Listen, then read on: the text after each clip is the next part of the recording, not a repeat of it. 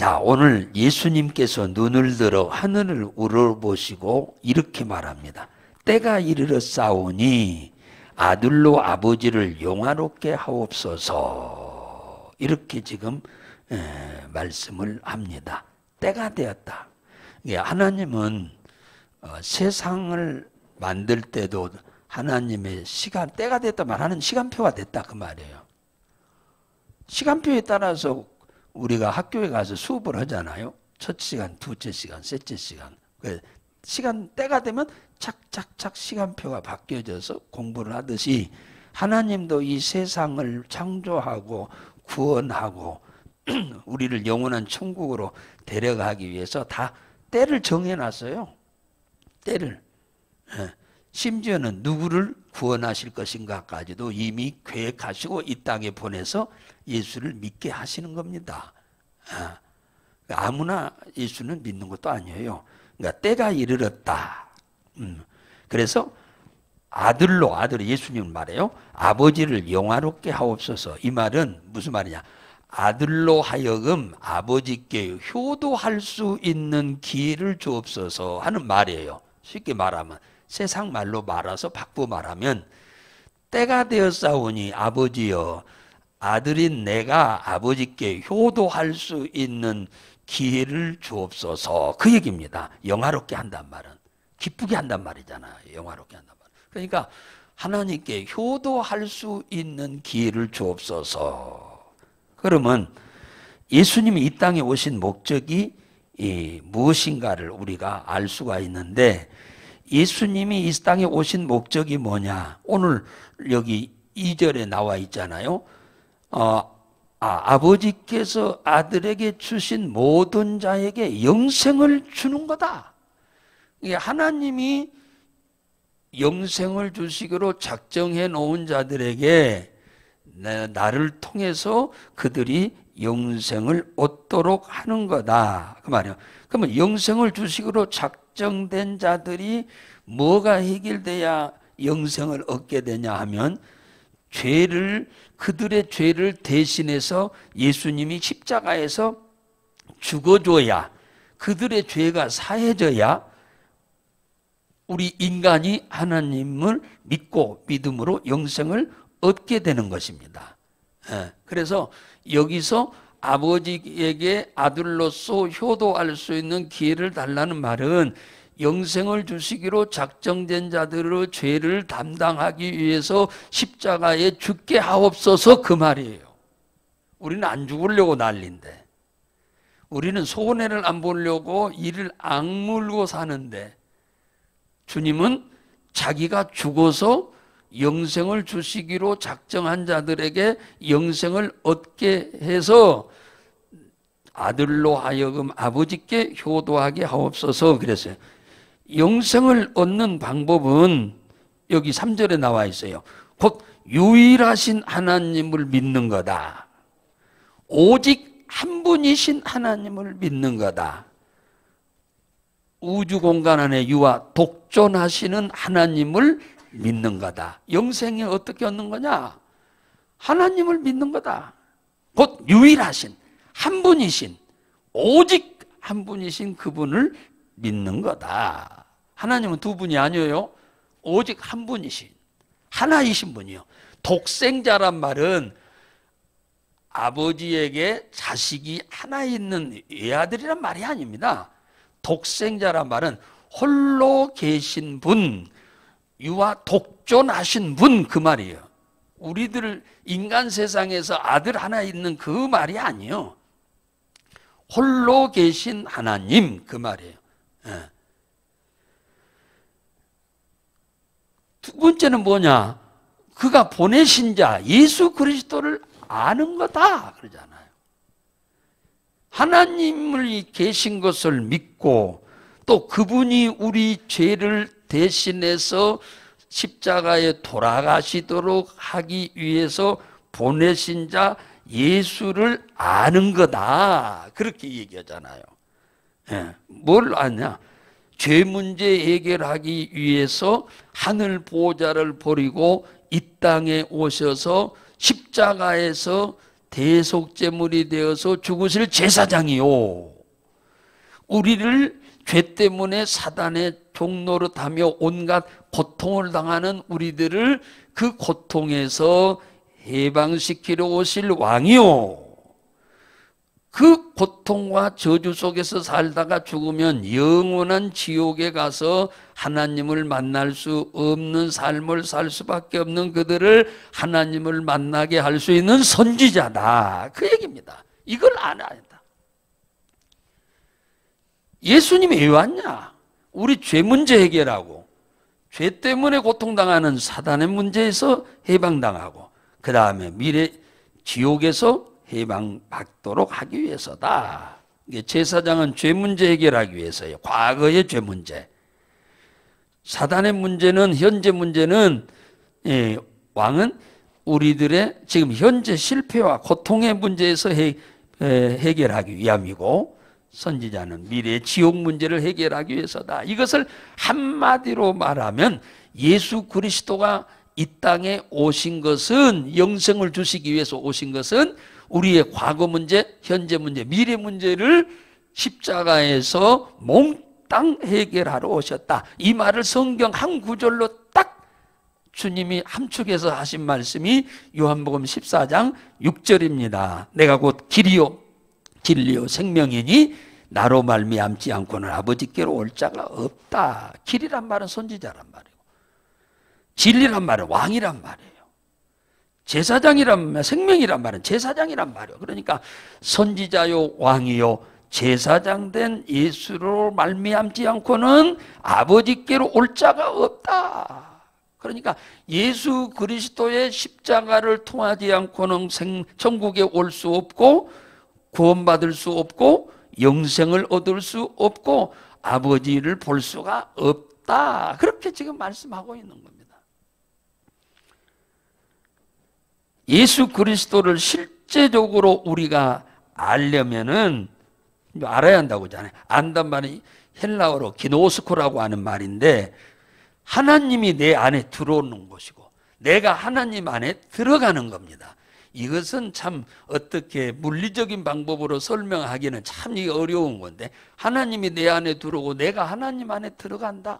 이거 사실은 참 이건 방법을 설명하기가 참 어려운 문제인데, 이것을 성경은 한마디로 딱 표현하기를 뭘로 표현했냐? 영접이란 말로 표현했어요. 하나님이 내 안에 들어오고 내가 하나님 안에 들어가는 이 놀라운 신비로운 일을 성경은 무엇으로 가능하다고 했느냐면 영접으로 가능하다고. 영접으로. 그래서 영접하는 자, 곧 그 이름을 믿는 자들에게는 하나님의 자녀가 되는 권세를 주신다.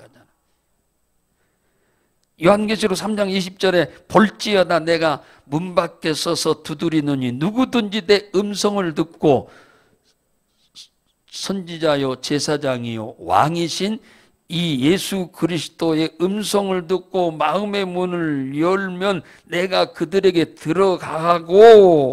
들어가서 나는 그들은 나로 더불어 살고 나는 그들로 더불어 먹고 마시겠다고 주님이 얘기하잖아요.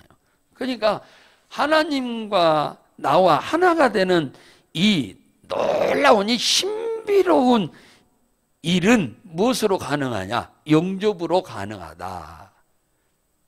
이걸 세상 말로 조금 비유한다면은 이 영접이란 말은 결혼과 같은 말이요. 남녀가 결혼해서 한 몸이 되는 것을 말하는 겁니다. 그러니까 영접을 통해서 하나님과 우리가 하나가 되는 거예요. 한 몸이 되는 거예요.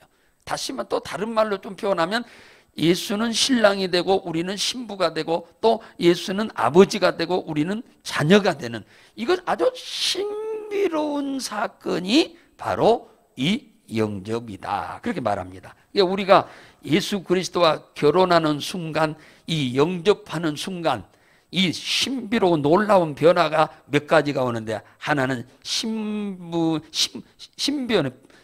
변화입니다. 신분의 변화. 요한복음 8장 44절에 우리는 태어날 때, 그러니까 어머니의 모태에서 태어나는 걸 첫 번째 태어난 것이라고 그래요. 이때는 우리가 신분이 마귀의 자녀로 태어나요. 그런데 예수를 그리스도로 믿음으로 인해서 우리는 그분을 영접함으로 인해서 신비롭게 우리는 하나님의 자녀로 두 번째 거듭나는 거예요. 두 번째는 하나님의 자녀로 우리의 신분이 바뀌어버리는 거예요. 놀라운 일이죠. 놀라운 일입니다. 이 말은 다른 말로 말하면 이런 거예요. 원래는 이 시골의 저 머슴의 아들이었는데 예수를 믿고 난 이후에는, 예수를 영접한 이후에는 우리의 신분이 왕의 아들로 바뀌어버린 거예요. 머슴의 아들이 왕의 아들로 바뀌어버린 거예요. 이건 놀라운 일이죠.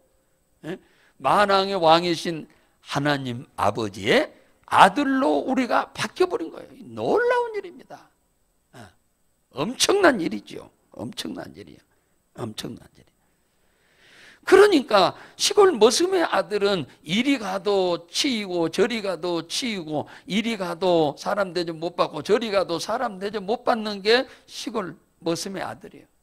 그런데 임금의 아들이 되면은 이제 그는 아주 존경의 대상이 됩니다. 대단한 사람으로 바뀝니다. 그 누구도 그를 향하여 무시하거나 멸시하거나 함부로 할 수 없는 아주 권세 있는 사람으로 바뀌어버린 거예요. 권세. 이게 신비로운 일인 거예요, 이것이. 아주 신비로워.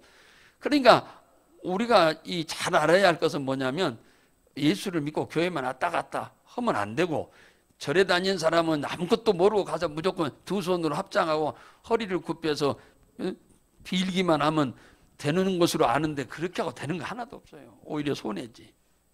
마귀가 주는 것은 하나도 없어요. 우리가 왕이 됐으니, 왕의 아들이 됐으니까 왕자가 된 거 아닙니까? 실제적으로 그러면은 권세가 따로, 권세는 왕의 아들의 권세, 머슴의 아들은 권세가 하나도 없어요. 왕의 아들은 권세가 이만저만이 아닙니다. 입만 벌리면은 되게 돼 있어. 왕의 자식은. 그러니까 이 입만 벌리면 된다는 말은 기도입니다. 기도. 놀라운 하나님의 자녀로 거듭나는 정도만이 아니고, 우리는 입을 벌려서 기도만 하면, 구하기만 하면은 하나님은 우리에게 좋은 곳으로 주신다. 마태복음 7장 11절에 너희 중에 아들이 떡을 달라 하면 돌 줄 자 어디 있으며, 생선을 달라 하면 뱀을 줄 자 어디 있느냐. 너희가 악한 부모라도 자식에게 좋은 걸 줄 줄 알거든 하물며 하늘에 계신 너희 하나님 아버지께서 좋은 걸 주지 않겠냐. 그렇게 말씀합니다. 이게 영생을 얻은 자에게 주신 하나님의 놀라운 축복입니다. 엄청난 축복입니다. 저 산에 가서 빌고 돌멩이한테 가서 빌어서 문제가 해결됐으면 반만년의 유구한 역사를 자랑하는 우리나라가 불행하게 살았겠습니까? 지구상에서 제일로 못 살았는데, 그 나라에 이 영생을 주시는 하나님, 우리를 위해서 십자가에서 대속제물이 되기 위해서 이 땅에 오신 예수 그리스도, 그를 영접함으로 신비로운 신분의 변화로 인해서 자녀가 된 우리들이 주님 앞에 기도를 함으로 인해서 이 나라가 지금 이렇게 변화가 됐답니다. 우리들의 기도로 인해서 우리 개인적인 삶의 변화도 왔지만, 이 대한민국이라고 하는 나라의 이 변화는 이만저만이 아닙니다. 엄청납니다. 엄청나. 이 엄청난 신분의 변화로 자녀된 우리들은 자부심을 갖고, 좀 자부심을 갖고 여러분들 또 삶도 살아야겠습니다만, 주신 이 권세를 갖고 기도해서 여러분들이 풍성한 은혜와 자비와 긍휼로 복을 받아 누리기를 바랍니다. 이사야 45장 11절에 보면 네가 하는 일을 내게 부탁하고 네 자녀의 장래도 내게 부탁하라 그러잖아. 네가 하는 일도 부탁하고 네 자녀들의 장래도 부탁해라. 주님은 부탁하라잖아. 부탁하라고 그래요. 그럼 들어주겠다고. 여러분들이 열심히 부탁하고 싶은 분은 이 시간에 오셨잖아요. 마음껏 부탁을 하세요. 그 대신 우리의 욕심만을 위해서가 하지 말고 하나님의 영광의 도구로 쓰임받을 수 있는 자녀들 되도록, 또 우리가 복을 받아서 하나님의 영광을 드러내는 복음의 도구로 쓰임받을 수 있도록 여러분이 기도한다면 여러분의 하는 일뿐만 아니라 자녀들의 장래도 응답으로 반드시 축복하실 줄로 믿습니다.